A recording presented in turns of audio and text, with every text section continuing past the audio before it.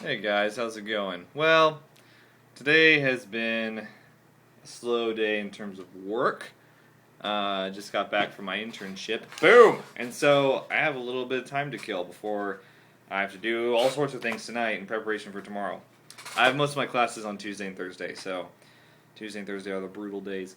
Um, yeah, so for this video, I took all the books off my bookshelf and I'm going to talk about the most interesting ones. I thought it might be kind of fun. Just I got a PM asking like, what's all that stuff in your room? Can you talk about it? I'm sorry, I didn't mean to sound you stupid. I didn't mean to make you sound stupid if that was you. But anyway, that's just the voice I make. I know it sounds dopey. Anyway, hang on a second.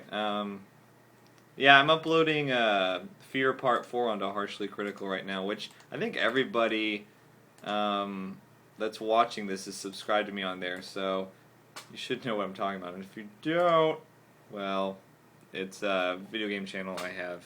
It's the main one that I update. And I have this one on the side just kind of for fun. Like, because editing together videos can be such like a time-consuming pain sometimes. And honestly, editing together playthroughs is pretty much the easiest thing to edit. You just string everything together and export, you pick the settings and you're done. And you just gotta wait. But I mean, when you're uploading like 2 or 3 a day, and sometimes more, sometimes less, it can be pretty time consuming sitting there waiting. So what the hell am I even talking about? Okay, so I have 3 new comments. Let's look at them. This might be fun. I used to watch your videos for the walkthrough. Now I watch them for actual entertainment. Thank you. That's on my Amnesia La Casa playthrough. Oh, you commented again. Oh. Oh my god. Okay. Some of you might be aware of the video I made about Dead Island being sold out everywhere. Go look at it. Just go freaking look at it. It's ridiculous. Okay, I'm going to mute it because I don't want to hear my own voice. It has 1,100 views now. It gets like 100 views a day. I don't understand. It's like, but if you search YouTube for Dead Island sold out, mine is like right there. Here, I'm gonna do it right now. I know I'm supposed to talk about books. I'll do it. It's the top one. You search for Dead Island sold out. It's the top result. Whatever. Okay, hang on. I have to look at Insight real quick. This is. What the hell? It is getting like 120 views a day. That sucks. That video sucks. Why is it getting so many views? I feel like that a lot though. Sometimes one of my videos is just like, I have like the right keywords or something, and it goes like, it's just, oh, hello. I understand. There's all these people with like avatars of like busty girls like commenting, and so I always see it like in the comment box, and I'm like, oh, hello. Like, why are you watching my videos? Like, I don't know. Okay. Anyway, so I'm gonna take a swig of a soda.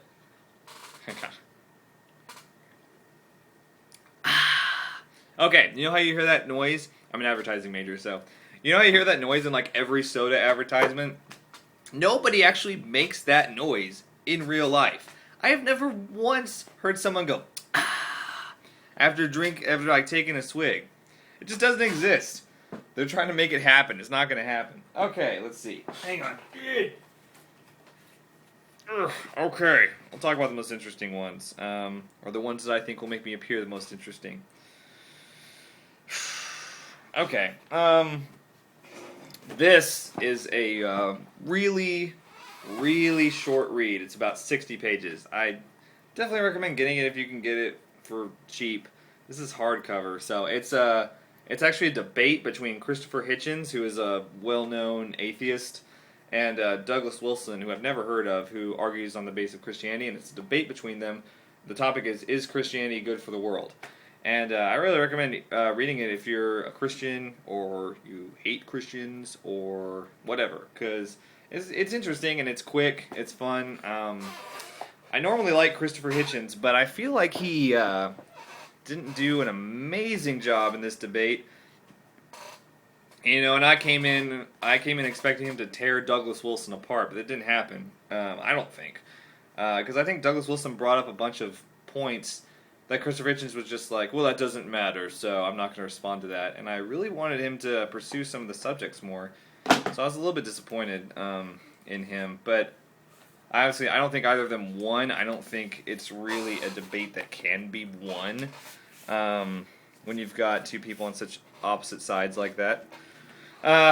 Here's a book, another book about Christianity. This is by C.S. Lewis, and if you're a Christian, you've definitely read C.S. Lewis. You've probably read Chronicles of Narnia.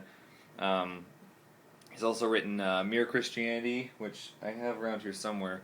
But this is more fictional. It's called The Screw Tape Letters. It's more fictional than Mere Christianity, and less fictional than Lion Witch in the Wardrobe. Basically, it's a correspondence between two demons. One's named Screwtape, and the other one's named Wormwood. I think it's been a while since I've read this. But basically, they're writing letters to each other, trying to plot how to influence the mind of this human Christian. So basically, they're just trying to like hold him back from doing good in the world and all that stuff, and his Christianity and whatnot. Okay, here's another Christopher Hitchens book. It's called God Is Not Great. If you want to know the tone of the book, you can pretty much read this line: "How religion poisons everything," and you'll get it. I haven't finished reading it yet, but it's very interesting. I like reading Christopher Hitchens. He has a very interesting point of view, I think, and I like reading him. I like hearing what he has to say more than Richard Dawkins. So I mean, if you're gonna read a modern atheist today, I would recommend reading Christopher Hitchens over Dawkins, but that's just me. I mean, I don't read a lot of books about atheism. This is a book, Best of H.P. Lovecraft. I bought this on Amazon for like $10. Blood-curdling tales of horror and the macabre. And actually, if you look at it close, I didn't realize this, but it's definitely not published by an actual company. Somebody like did this on their own through Publish America or something. But it contains stuff like the original Call of Cthulhu story, which is what the video game Call of Cthulhu: Dark Corners of the Earth is based on. Actually, that was based on Shadow over Innsmouth, I think. Yeah, and that's included in this book too. So I wanted to talk about that. It's also got The Thing on the Doorstep and Dunwich Horror. So it's a good compilation. I'm just kind of upset that it's not a official compilation. Nietzsche, Human All Too Human. This is one of his, he's a modern philosopher, in case you didn't know. He's dead now. He actually went insane, if I remember right, and then he just sort of died from, like, health complications. But he had health complications his whole life. Anyway, this is probably my favorite work by him. It's more of an aphoristic style than some of his other stuff, like Zarathustra. I actually haven't read that one. I've read this one and Beyond Good and Evil, and I like this one a lot. So if you're actually this is from people I know that really like Nietzsche. They don't really like this book that much, so I don't know, but it's one of my personal favorites. We'll skip that. Freaking hate this book. Okay, this is by Michael Foucault. It's called Madison Civilization: A History of Insanity in the Age of Reason. Now, it sounds a lot more interesting than it is, but I couldn't stand this book.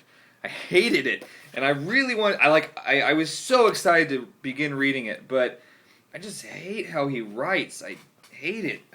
Ugh.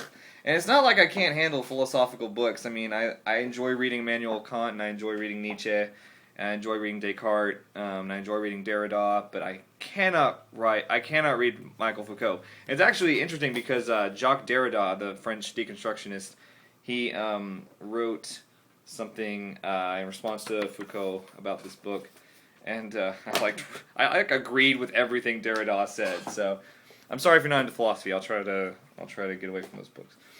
This is a book by Simon Gray called The Last Cigarette. I got this at Half Price Books for $2. Smoking Diaries. Basically, it's about this British dude who tries to quit smoking, and he logs his experiences doing so. Pretty cool. We got The Prince by Niccolo Machiavelli. I actually bought this for a political science class, but I'm keeping it because it's actually a nice read. I learned a lot from reading it. Speaking of Immanuel Kant, Basic Writings of Kant, this includes most of his material from Critique of Reason, Critique of Pure Reason, Critique of Practical Reason, and Critique of Judgment, which are his main 3 works.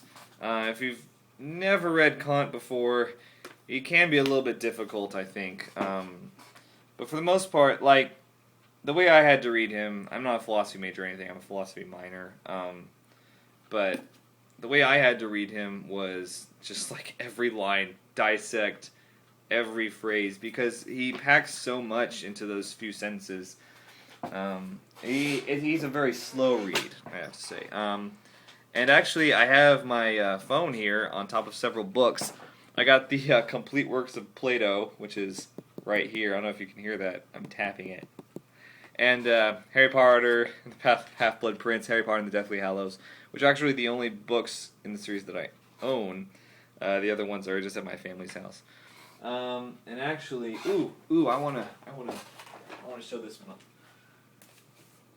I have interest in serial killers, and this is about Carl Panzram, one of the most notorious serial killers in history. And this is a journal of murder. Basically, what happened was when Panzram was in jail, his the security guard by his cell befriended him, and they actually became friends. And he encouraged him to write down the account of his life in a book, and it's disturbing, because the guy's a monster. I'll just read I'll read an excerpt on the back. In my lifetime, I have murdered 21 human beings. I have committed thousands of burglaries, robberies, larcenies, arsons, and last but not least, I have committed sodomy on more than 1,000 male human beings. For all of these things, I am not the least bit sorry. I have no conscience, so that does not worry me. I don't believe in man, God, nor devil. I hate the whole damn human race, including myself. So, if you're interested in serial killers, check that out. It's just I still haven't finished it, but yeah, it's freaking crazy. Oh, I have one last thing to show you guys, but it's in the other room, so I'm gonna go get it. Okay, I'm just gonna get up.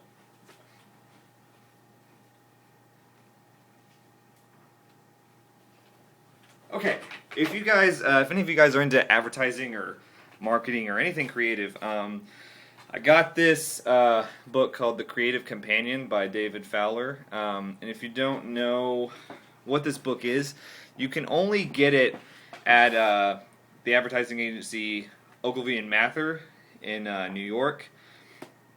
Can't get it anywhere else. So I went there in May. And we went on an agency visit, and we each got a copy of the book. It's pretty cool. So yeah, basically every page has little tips for you to do. Basically, it's for the person who is trying to think of an idea, the creative, the copywriter, the art director who's trying to think of an idea, but they're having writer's block, basically. I don't know why I said art director. Basically, it's for copywriters, or someone who's trying to think of an idea for an ad. And I found it to be pretty invaluable so far. I've been using it a lot.